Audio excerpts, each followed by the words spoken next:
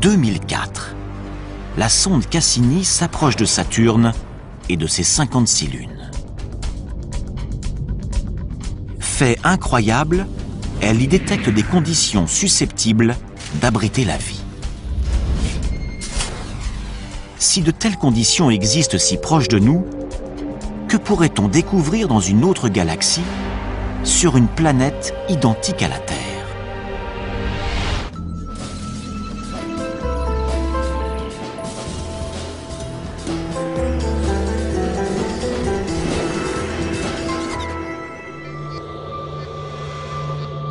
Depuis des millénaires, l'homme scrute les cieux en se demandant s'il est seul dans l'univers. Aujourd'hui, nous n'avons jamais été aussi près de pouvoir répondre à cette question. Certains scientifiques sont même convaincus que nous pourrions voir nos premiers cousins extraterrestres dans un avenir très proche. J'espère que ce sera dans les 10 ans à venir, mais de préférence la semaine prochaine. Le plus tôt sera le mieux. En prime, on pourrait s'apercevoir que ces extraterrestres n'habitent pas de lointaines planètes dans des galaxies inconnues, mais juste à notre porte, au cœur de notre propre système solaire. Les chercheurs sont sur le point d'obtenir des preuves de leur existence dans des milieux particulièrement hostiles.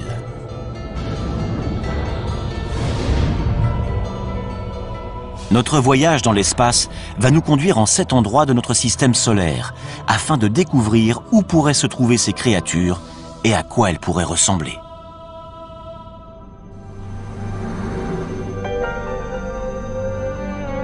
Les planètes de notre système présentent un environnement extrêmement inhospitalier.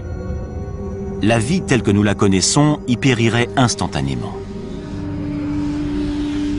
Mais les formes de vie extraterrestres pourraient bien être beaucoup plus résistantes que nous ne l'imaginons, à l'image d'un groupe d'organismes vivants récemment découverts sur Terre.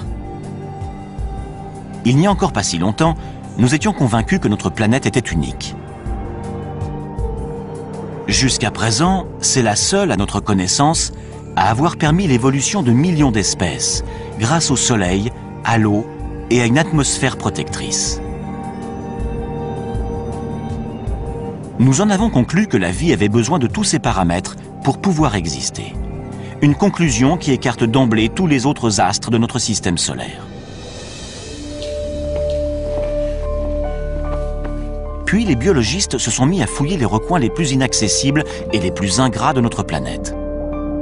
À leur grande surprise, ils y ont trouvé des organismes vivants et respirants. Ils les ont baptisés organismes extrémophiles. Certains peuvent vivre sans lumière ou sans oxygène. D'autres sont capables de supporter des pressions très élevées. En fait, il semblerait que la vie puisse apparaître quasiment partout. Prenons l'Antarctique. Après avoir étudié ces étendues désolées pendant des années, les chercheurs avaient perdu tout espoir d'y trouver la moindre trace de vie. Or, en 1999, des scientifiques ont extrait une roche située à 2 mètres sous la glace. Et lorsqu'ils l'ont cassée, ils ont découvert qu'elle grouillait de minuscules créatures. Par moins 56 degrés et à 2 mètres sous la glace, la vie a réussi à s'installer. Les biologistes découvrent de plus en plus de formes de vie. Évidemment, il ne s'agit pas de kangourous, mais d'organismes primaires vivant dans des milieux très froids ou très chauds, ou soumis à des pressions ou à des taux de radiation énormes.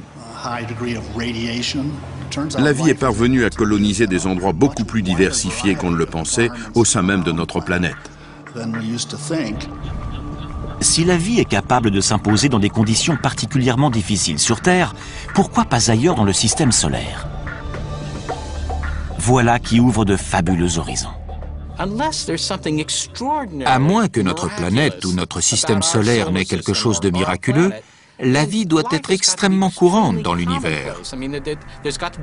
À certains endroits, il doit sûrement y avoir des formes de vie intelligentes.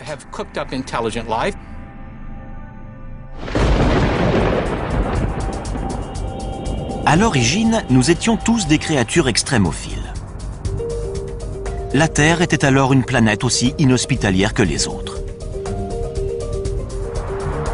Durant le premier milliard d'années de son existence, elle a été impitoyablement bombardée par des débris cosmiques. Ces impacts ont transformé la surface du globe en fournaise bouillonnante, où rien ne pouvait survivre. Mais une fois que le système solaire s'est mis en place et que la Terre a commencé à se refroidir, l'eau est apparue, ce qui a constitué la première étape de la vie. En 1953, le biologiste Stanley Miller a démontré, lors d'une expérience en laboratoire, que la vie sur Terre était née de façon très simple. Il a mélangé de l'hydrogène, du méthane, de l'ammoniac et de l'eau, tous les composants de l'atmosphère terrestre primitive. Puis, il a soumis cette solution à des arcs électriques censés reproduire des éclairs. Les résultats obtenus ont ébranlé le monde entier. Le chercheur est ainsi parvenu à créer des acides aminés, les molécules organiques à la base de toute vie. Si des éclairs ont contribué à l'installation de la vie sur Terre, rien n'interdit de penser que la même chose ait pu se produire sur d'autres planètes. Qui plus est, les ingrédients utilisés par Miller ont été détectés par des sondes spatiales dans tout notre système solaire, y compris le plus indispensable à la vie. L'une des conditions requises pour toute forme de vie sur Terre, c'est de l'eau, sous forme liquide.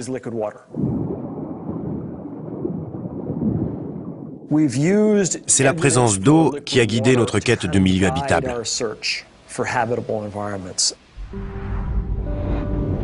Notre voyage va nous conduire sur 7 astres célestes, dont certains contiennent potentiellement de l'eau et donc des créatures extraterrestres.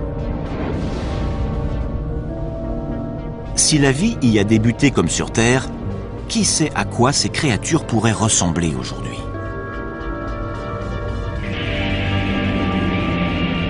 Commençons par la planète la plus emblématique, située non loin de la nôtre, Mars.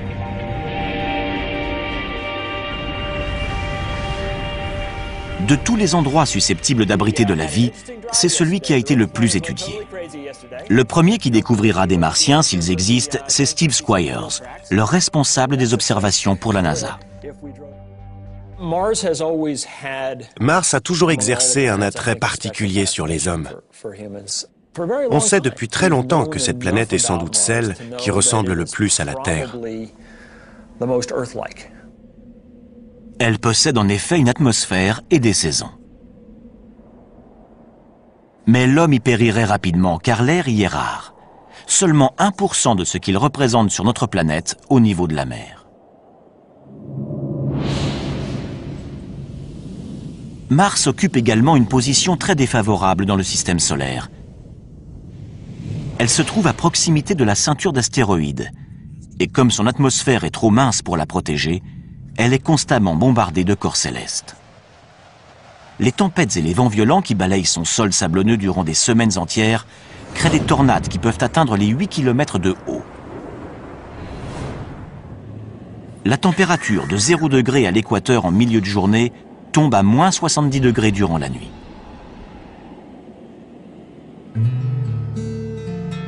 David Grinspoon est responsable du département d'astrobiologie au Musée de la Nature et des Sciences de Denver.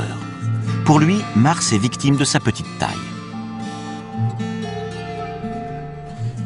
Quand je prends un café en hiver, je sais qu'un petit expresso va refroidir plus rapidement qu'un grand café.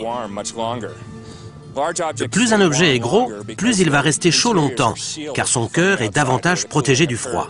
Pour les planètes, c'est la même chose. Une petite planète refroidira plus tôt dans son histoire qu'une grosse planète comme la Terre, qui va rester chaude durant des milliards d'années. Et ça va favoriser la vie. En dépit de ses désavantages, Mars a toujours fasciné les scientifiques, car sa surface semblait porter des traces de vie. Ces paysages montagneux, ces volcans et ces profonds ravins ne sont pas sans évoquer ceux de la Terre. Pour les premiers astronomes, ces caractéristiques indiquaient la présence d'océans et de rivières, et même de systèmes de canaux censés avoir été construits par des êtres vivants.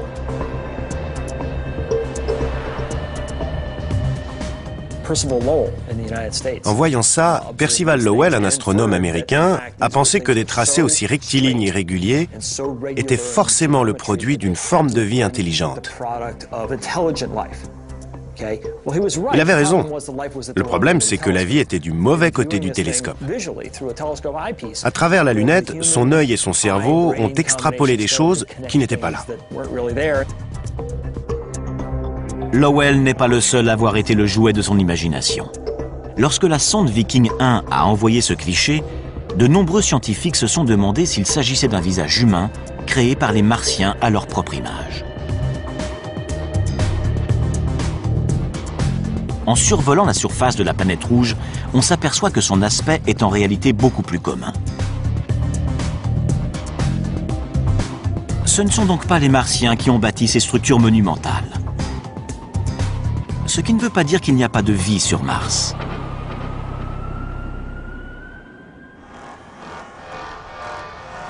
Jusqu'à il y a peu, nous ne savions pas où chercher des extraterrestres dans notre système solaire.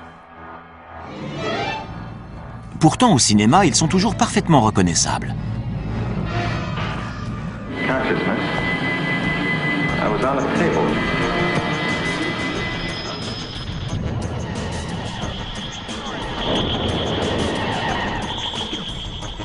En général, ils sont très proches de nous autres terriens. Hostiles ou adorables, nous les imaginons comme des versions mutantes de nous-mêmes. Ils ont 2 bras, 2 jambes, un nez, une bouche et aucun sens de l'humour dans les films. Seth Shostak est astronome au SETI, l'institut de recherche d'une intelligence extraterrestre situé en Californie. Son travail consiste à écouter les ondes radio que pourrait émettre une lointaine société extraterrestre. Il n'y a aucune raison qu'ils nous ressemblent, qu'ils pensent comme nous ou qu'ils aient un langage. Rien que sur Terre, la nature peut prendre des formes très variées. S'il y a de la vie sur Mars, comment pourrait-elle survivre dans des conditions pareilles? Depuis les années 60, les scientifiques ont envoyé des dizaines de sondes sur la planète rouge. Les premières images de ces paysages désolés ont rapidement anéanti tout espoir d'y trouver des êtres dotés d'intelligence. Pour autant, Mars n'a pas livré tous ses secrets. S'il n'y a aucune preuve de canaux creusés par des Martiens, en revanche, il y a des traces indiquant une ancienne présence d'eau.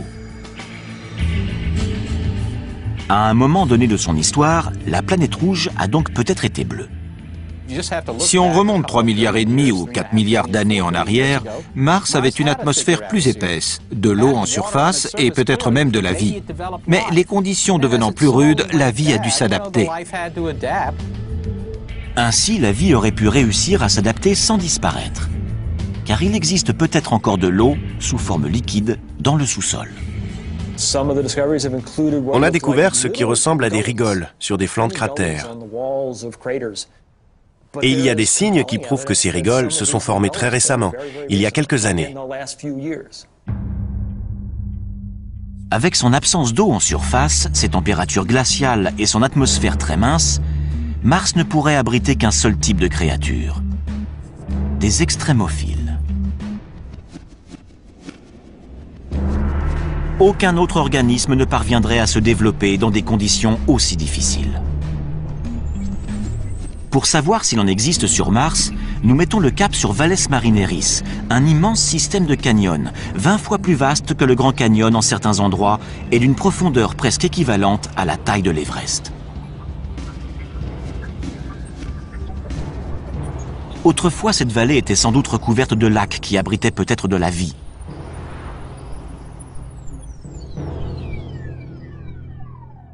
L'eau s'étant évaporée, les organismes vivants auraient pu évoluer pour s'adapter à leurs nouvelles conditions de vie. On ne saura à quoi ressemblent ces créatures extrémophiles qu'une fois qu'on les aura trouvées. Mais elles pourraient être semblables à celles qui existent dans les endroits les plus inhospitaliers de notre planète. Voici des biologistes hors du commun. Il s'agit d'astrobiologistes qui traquent les espèces terrestres qu'on serait susceptible de retrouver dans l'espace. Rocco Mancinelli est l'un d'eux, et il recherche des organismes extrémophiles martiens. Si certains se sont enterrés, comme c'est vraisemblablement le cas, que s'est-il passé? Ils ont trouvé des poches d'eau salée. Et qui peut vivre dans de l'eau salée? Des organismes halophiles.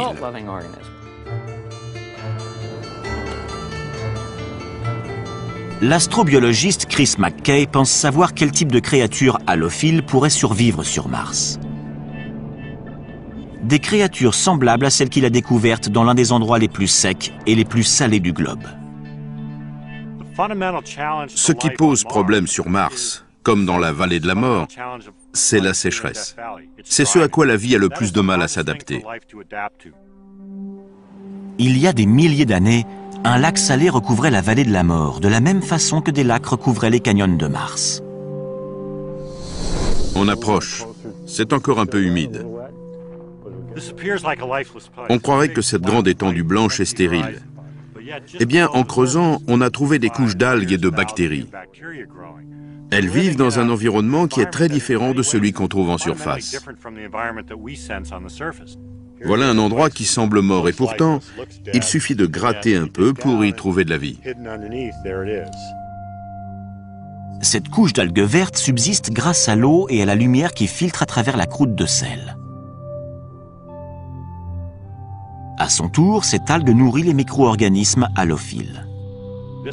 Des structures désertiques de ce type, d'anciens lacs salés et asséchés, on va aussi en trouver sur Mars. Les déserts de sel ne sont pas les seuls endroits qui pourraient abriter des formes de vie martiennes. La planète compte également de gigantesques volcans, dont certains 5 à 6 fois plus grands que ceux qu'on trouve sur Terre. L'astrobiologiste Penny Boston est spécialiste des tunnels de lave.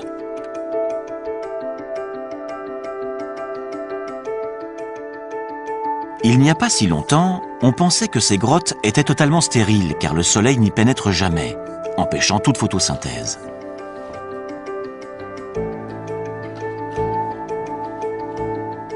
Mais dans ces tunnels de lave près d'Albuquerque, au Nouveau-Mexique, la scientifique a découvert de la vie.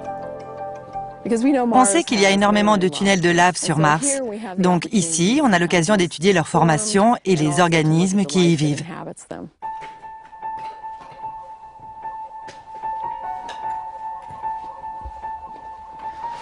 Les créatures extrémophiles qu'elle a découvertes se nourrissent de minéraux présents sur les parois de la grotte. Quand on s'approche, on voit des taches blanches à la surface du basalte noir. C'est comme des grandes villes pour ces organismes qui sont nichés dans les minuscules anfractuosités de la roche. Ces créatures sont totalement adaptées au froid. Elles ne voient jamais la lumière du jour et vivent de ce que ce milieu leur procure. Y aurait-il les mêmes formes de vie dans des grottes sous les volcans martiens? L'astrobiologiste en est persuadé. On va découvrir de la vie. J'espère simplement que je serai encore là pour voir ça.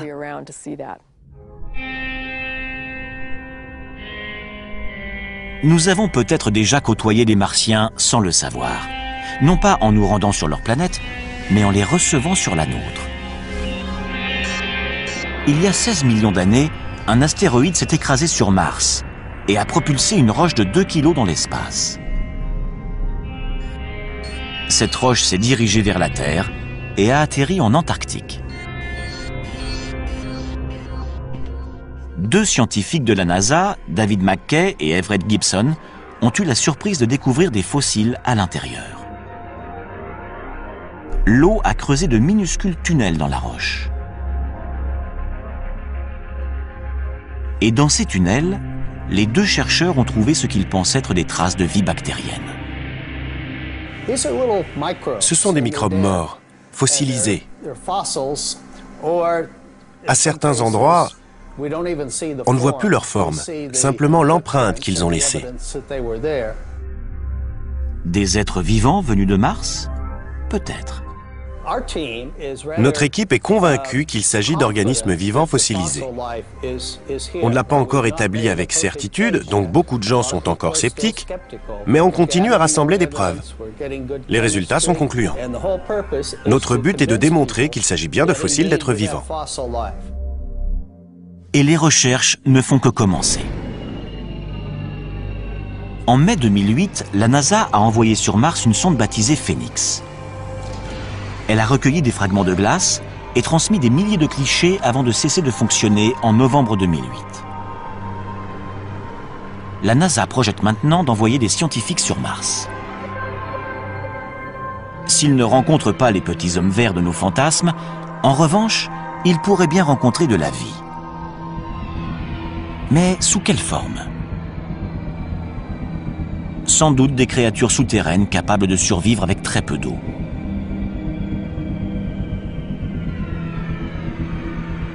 Peut-être des organismes appréciant les minéraux, comme ceux des tunnels de lave du Nouveau-Mexique. Une découverte de ce type aurait une portée colossale. Cela prouverait que la vie n'existe pas que sur Terre, mais également sur une planète toute proche.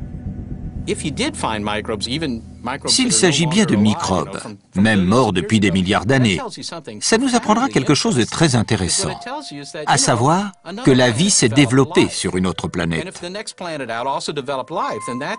Cette information démontrerait que la vie n'est pas quelque chose d'extraordinaire, un miracle exclusivement terrien, mais qu'au contraire, elle peut exister partout. Mars n'est que la première étape de notre voyage. Notre quête va maintenant nous conduire sur des astres où les conditions sont d'une rigueur extrême et où la vie semble encore plus improbable.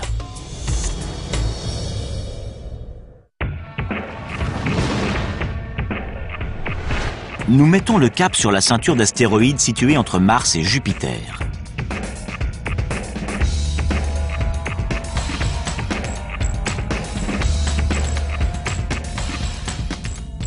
Une fois celle-ci dépassée, nous arrivons à proximité de Jupiter.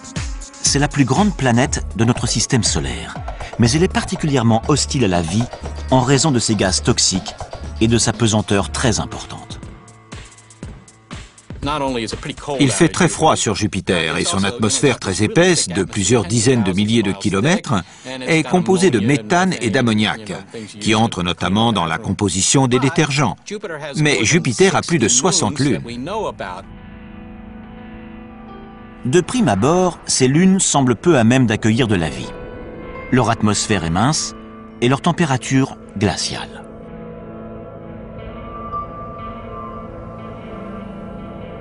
Sur Callisto, il fait moins 250 degrés.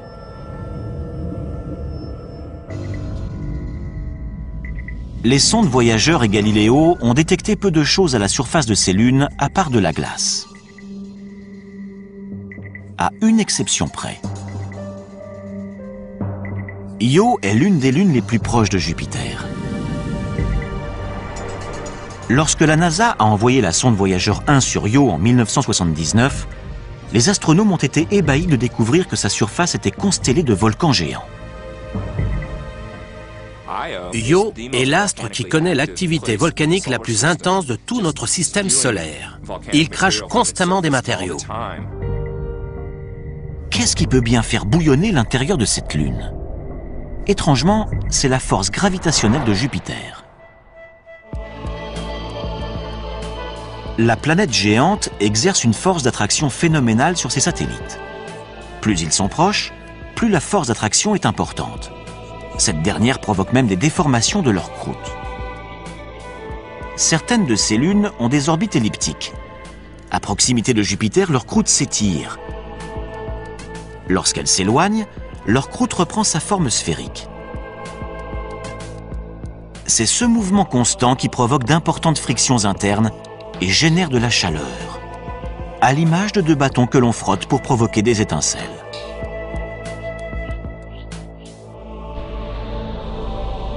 L'attraction de Jupiter réchauffe ainsi Io de l'intérieur. Mais ses fumées volcaniques et son absence d'eau la rendent peu apte à abriter de la vie.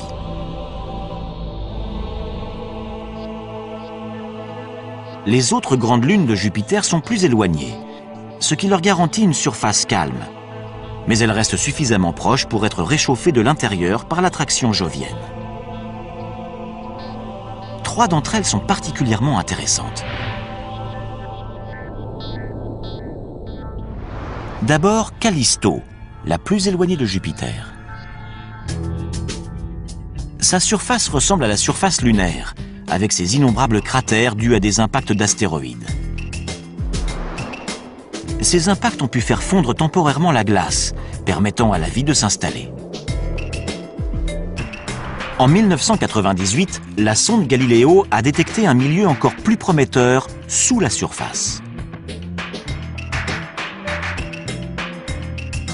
Les roches radioactives et l'énorme pression qui règne en son centre génèrent de la chaleur. Cette dernière a pu faire fondre la glace de l'intérieur, créant ainsi un océan souterrain. Et qui dit océan souterrain, dit peut-être vie souterraine. Ensuite, en nous rapprochant de Jupiter, nous découvrons sa plus grande lune, Ganymède, dont la surface est elle aussi très accidentée. Son relief fait penser à celui d'un pneu. Ces points brillants sont des cratères pouvant mesurer jusqu'à 5 km de diamètre et probablement recouverts de glace. Ces photos nous donnent un bon aperçu de l'endroit où la vie pourrait se cacher. On y voit des glaciers en mouvement.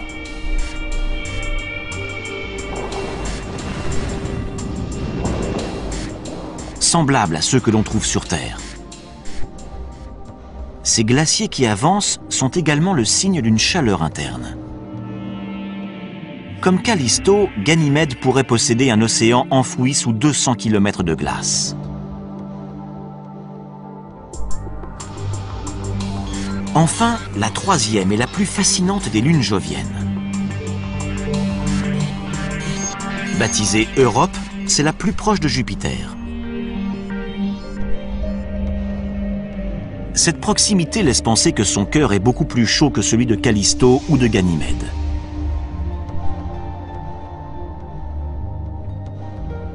Cependant, sa surface est totalement gelée. Mais entre les deux, il pourrait y avoir une zone tempérée propice à la vie. De gigantesques fissures balafrent sa surface, signe que son épaisse couche de glace est en perpétuel mouvement. Sur Terre, on voit des fissures identiques au niveau de la banquise qui recouvre l'océan Arctique. La couche de glace qui recouvre Europe pourrait ainsi dissimuler le plus vaste océan de tout le système solaire. Un océan 2 fois plus grand que la Terre. Notre planète ne serait donc pas la seule à posséder de l'eau sous forme liquide. Et cette eau pourrait être porteuse de vie.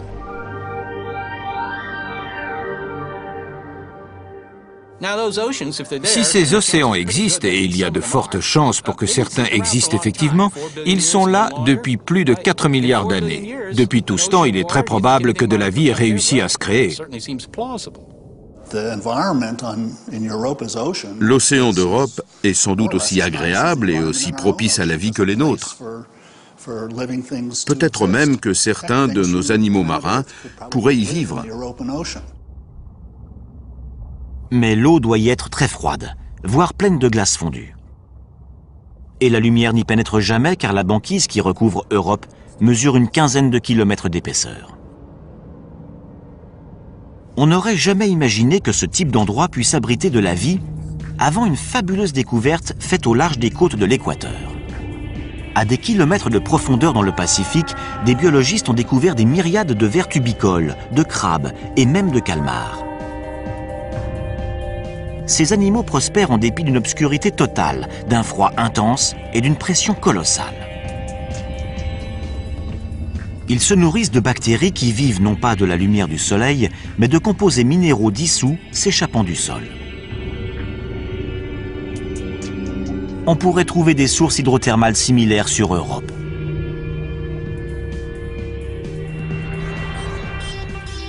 Afin de le vérifier, les scientifiques de la NASA aimeraient envoyer un robot sur place. D'autres voudraient envoyer un cryobo, un robot perforateur qui ferait fondre la glace et enverrait une sonde dans le liquide situé en dessous. Ce n'est pas difficile à faire.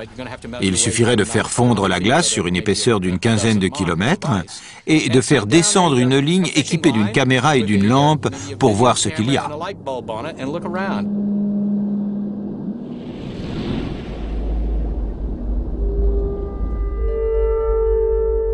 on ne peut pas exclure la possibilité que des formes de vie évoluées s'y soient développées. Peut-être même aussi évoluées que celles qu'on trouve chez nous. Mais il est plus probable qu'on n'y découvrirait que des microbes. De quoi révolutionner cependant notre approche de la naissance et de l'évolution de la vie. Serait-elle également susceptible d'éclore dans des endroits totalement glacials ou au sein de lacs formés non pas d'eau mais de substances chimiques toxiques? Pour le savoir, il nous faut poursuivre notre voyage dans l'espace.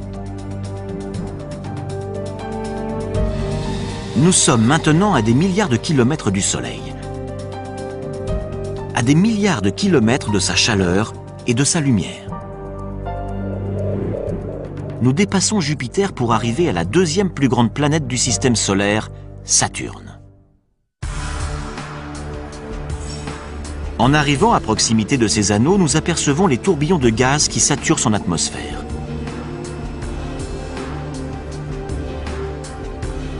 Nous ressentons également son attraction, moindre que celle de Jupiter, mais néanmoins considérable. Nous continuons à avancer, car il n'y a aucune chance de trouver de la vie sur les anneaux de Saturne. Ils sont composés de roches et de glace qui vont de la taille d'un grain de sucre à celle d'une maison.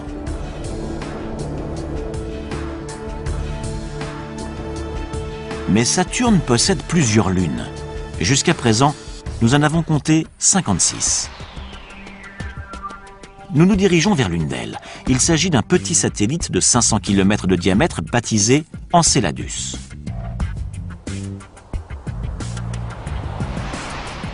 Ici, la pesanteur est très faible par rapport à la Terre. Et l'atmosphère quasi inexistante. Enceladus réfléchit pratiquement toute la lumière qu'il reçoit, ce qui en fait le corps le plus brillant du système solaire. Les scientifiques pensaient jusqu'alors qu'il y faisait trop froid pour que la vie s'y développe. Mais ils se trompaient. En 2005, après 7 ans de voyage, la sonde Cassini s'est approchée de cette petite lune et il y a détecté quelque chose qui a stupéfié la principale observatrice de la mission, Caroline Porco. Voici l'image qui nous a arrêtés. On était sous le choc.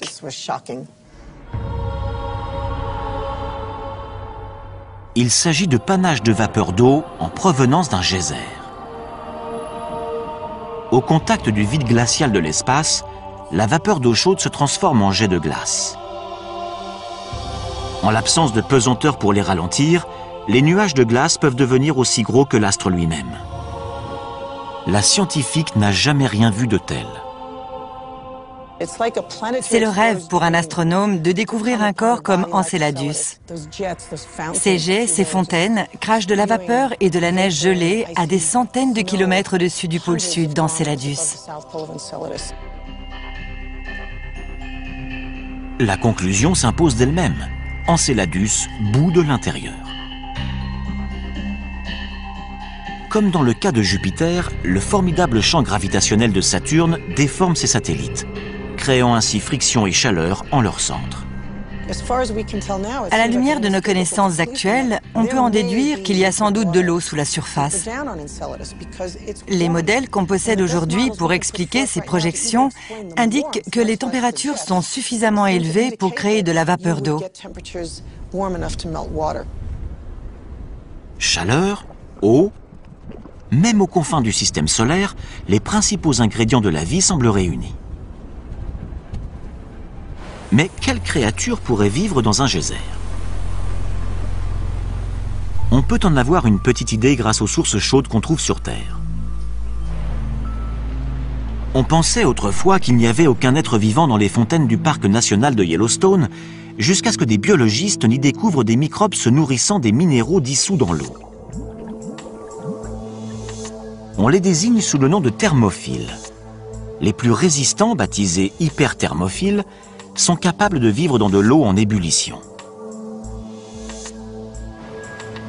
Pourrait-il y avoir des micro-organismes thermophiles sur Enceladus? Pour le savoir, reprenons notre voyage spatial. Les températures à proximité de la surface avoisinent les moins 200 degrés, trop froides pour espérer y trouver de la vie. Mais y en aurait-il dans les eaux chaudes situées en profondeur? Dans l'épannage de vapeur d'eau au-dessus d'Enceladus, la sonde Cassini a détecté du gaz carbonique et du méthane, des éléments susceptibles de nourrir la vie sous la surface, de la même façon que les minéraux des sources de Yellowstone nourrissent les microbes. Cet astre contient très probablement de l'eau à l'intérieur. Il a également montré qu'il possédait des composés organiques simples et d'autres éléments qui lui confèrent un intérêt astrobiologique indéniable au sein de notre système solaire. Et les bonnes surprises ne s'arrêtent pas là. Les astronomes ont également découvert des signes prometteurs sur Titan, une autre lune de Saturne. Mais c'est sans doute la moins à même d'abriter de la vie. Titan ne bénéficie que d'un faible ensoleillement, à peine l'équivalent du centième de ce que reçoit la Terre. On y a détecté de la glace, mais pas d'eau sous forme liquide. Et avec des températures de moins 200 degrés, cette glace est dure comme de la pierre. Dans ces conditions, qu'est-ce qui pourrait faire de cet astre un lieu propice à la vie extraterrestre? Par bien des aspects, Titan ressemble à la Terre, mais pas à celle que nous connaissons aujourd'hui. Titan s'est avéré être l'astre inespéré du système saturnien. On soupçonnait depuis longtemps que sa surface présentait un environnement intéressant. En fait, cet environnement est similaire à celui qu'on trouvait sur Terre avant l'apparition de la vie.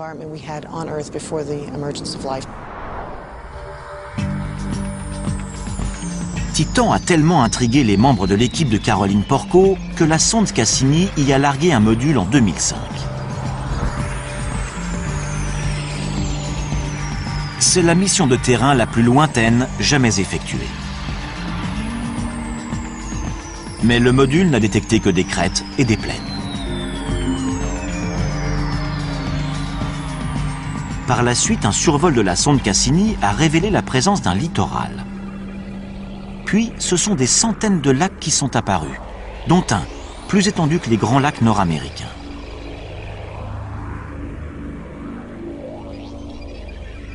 C'est la première fois qu'on découvre du liquide à la surface d'un corps céleste autre que la Terre. Ça ressemble au Minnesota, sauf que ces lacs ne sont pas composés d'eau, mais de gaz naturel liquide. Ceci n'est pas de la neige, mais des gouttes de méthane.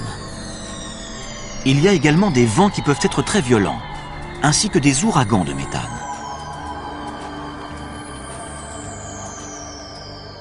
Le méthane se comporte de la même façon que l'eau. Il tombe sous forme de pluie, il s'évapore, il coule en rivière. C'est la même chose sur Terre, sauf que sur Titan, c'est du méthane. Les paysages de Titan ressemblent à ça. Imaginez un ciel orange à cause des particules organiques. Imaginez que tout ce blanc, c'est de la glace très dure en raison du froid qui règne sur Titan, et que cette eau, c'est du méthane liquide. Des conditions similaires existaient sur notre planète il y a 4 milliards d'années. C'est pourquoi les scientifiques pensent que Titan pourrait abriter de la vie. Les réactions chimiques se produisent même à très basse température. Ça prend beaucoup plus de temps, mais Titan a eu 4 milliards d'années pour arriver à créer quelque chose. Ce quelque chose a dû se créer sans eau sous forme liquide, ce qui ne s'est encore jamais vu. Mais les scientifiques n'excluent pas cette hypothèse pour autant. Le méthane, si abondant sur Titan, a pu se substituer à l'eau. Utilisé comme combustible sur Terre, il a longtemps été considéré comme mortel pour toute forme de vie. Jusqu'à ce qu'en 1997, des chercheurs n'examinent des dépôts d'hydrate de méthane dans les eaux du golfe du Mexique. Ils ont été stupéfaits d'y découvrir des colonies de vers de 2,5 cm de long, semblables à des mille-pattes.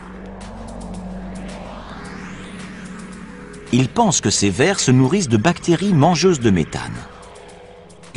En général, les choses qu'on pense être mortelles sont potentiellement porteuses de vie. Souvent, l'évolution parvient à trouver des solutions pour utiliser cette énergie plutôt que d'être détruite par elle. Mais il reste un obstacle majeur à la vie à la surface de Titan. La faiblesse de son champ magnétique. Les êtres vivants seraient alors exposés aux radiations cosmiques. Mais ceci ne serait pas un problème pour des organismes extrémophiles identiques à ceux que des biologistes ont découverts vivants autour du réacteur contaminé de Tchernobyl. Certains baignaient même dans des rejets radioactifs toxiques et se nourrissaient de molécules en décomposition.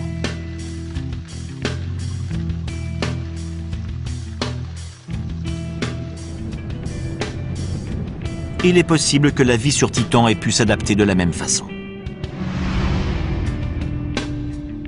Ces lacs de méthane abritent peut-être des bactéries amatrices de substances chimiques.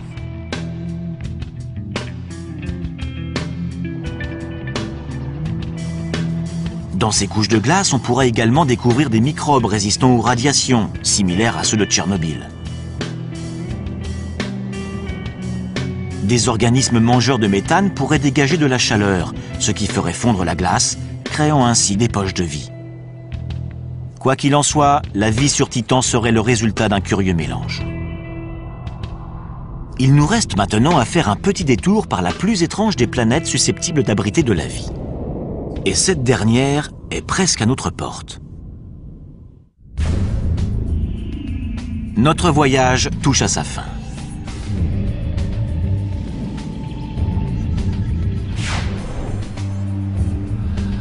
Après nous être rendus au cœur de déserts glacés, d'océans souterrains et de lacs de méthane, nous revenons en direction de la Terre pour faire une halte sur l'astre le plus extrême de tous, Vénus, la planète du système solaire la plus proche de nous. Si la vie parvenait à s'installer ici, elle pourrait exister quasiment partout. Pour atteindre la surface de Vénus, nous devons traverser une couche de nuages jaunes et denses de 65 km d'épaisseur, composée notamment d'acide sulfurique. Ici, la pression atmosphérique est 90 fois plus forte que sur Terre, trop forte pour que l'homme puisse la supporter. Au sol, on trouve des volcans et des flots de lave à perte de vue qui représentent 85% de la surface de la planète. Au vu de ces paysages, on a du mal à croire que Vénus ait pu autrefois abriter de vastes océans.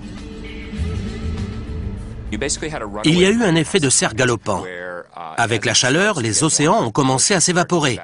Ça a rejeté de la vapeur d'eau dans l'air, ce qui a encore amplifié l'effet de serre et créé un cercle vicieux. Les océans ont disparu et tout le CO2 s'est retrouvé dans l'atmosphère, ce qui fait qu'on a aujourd'hui une planète très chaude avec un énorme effet de serre.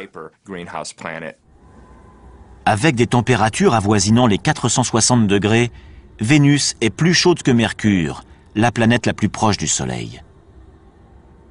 Sa surface est on ne peut plus hostile à la vie. La vie telle qu'on la connaît ne pourrait pas survivre sur Vénus. Les molécules organiques seraient déchiquetées par les gaz brûlants. Mais ce n'est pas sa surface qui nous intéresse, c'est son atmosphère. En 1982, la sonde spatiale soviétique Venera 14 a survolé Vénus. Dans des nuages situés à 50 km d'altitude, elle a mesuré des températures beaucoup plus clémentes qu'au sol. Elle y a également détecté des molécules d'eau.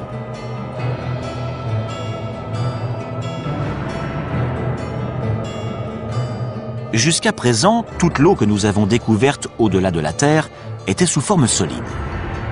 Il n'y a que dans les nuages au-dessus de Vénus que nous l'avons trouvée sous forme de vapeur, où la vie pourrait se développer.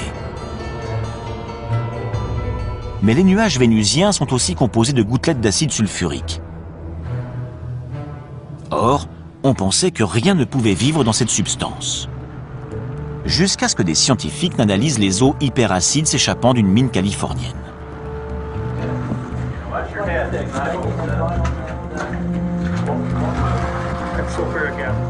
Dans de l'acide sulfurique suffisamment corrosif pour attaquer des métaux, des vêtements ou de la chair humaine, ils ont découvert des organismes extrémophiles. Ces créatures acidophiles se nourrissent de composés sulfurés comme le sulfure de fer. Ils dévorent le fer et rejettent l'acide sulfurique. Des êtres extrémophiles de ce type flotteraient-ils au-dessus de Vénus? L'astrobiologiste David Grinspoon pense que c'est envisageable. Dans les nuages de Vénus, il y a peut-être des organismes acidophiles. Comme les sulfures absorbent les ultraviolets de façon intéressante, on peut imaginer une réaction photochimique où les ultraviolets seraient utilisés pour convertir les substances chimiques en énergie, laquelle serait ensuite consommée.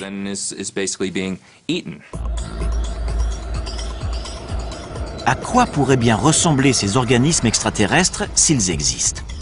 Il faudrait qu'ils supportent une chaleur et une pression atmosphérique énormes. Ils devraient aussi s'accommoder de concentrations acides phénoménales. Ce pourrait être une version plus résistante des créatures extrémophiles découvertes dans cette mine de Californie. On n'arrête pas de découvrir de la vie dans des endroits qu'on pensait inhabités.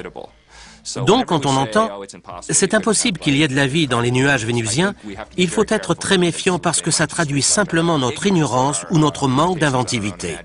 Or, la nature est beaucoup plus inventive que nous et semble toujours trouver des solutions à ces problèmes. Fort de tout ce que nous avons découvert, nous revenons vers notre planète bleue, tempérée et luxuriante.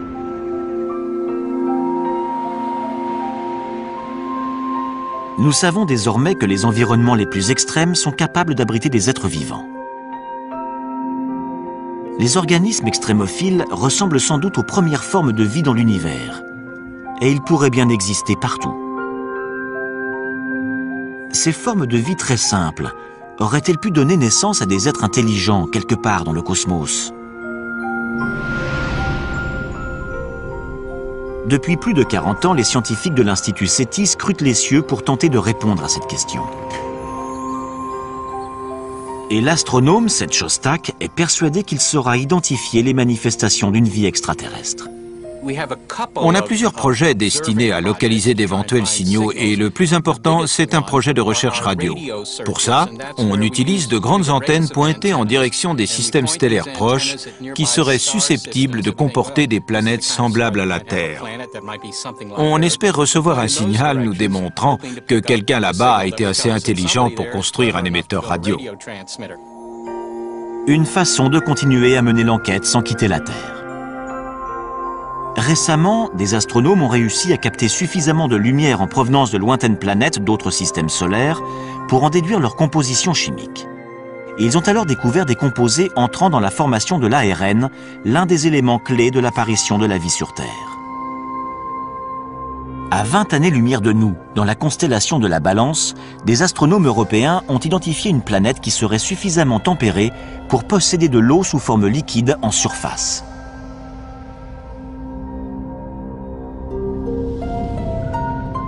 Dans les années 70, 4 sondes ont été envoyées dans l'espace.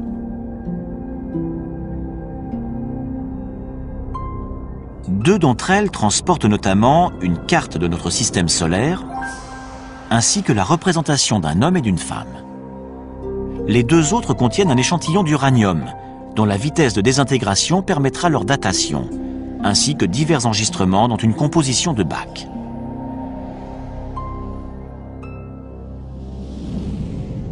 Mais nous n'aurons pas de réponse à ces messages spatiaux de sitôt, car ces cartes postales de la Terre mettront 80 000 ans avant d'atteindre l'étoile la plus proche.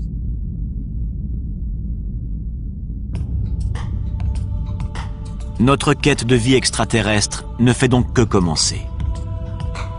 Il y a des milliards de planètes à explorer, et chacune d'elles est potentiellement porteuse de vie, voire de formes de vie intelligentes. Il serait grotesque de penser que nous sommes les seuls dans l'univers. Ça ne tient pas la route. Le fait de savoir si nous sommes ou non les seuls êtres vivants est crucial pour l'humanité tout entière. C'est une question qu'on doit se poser.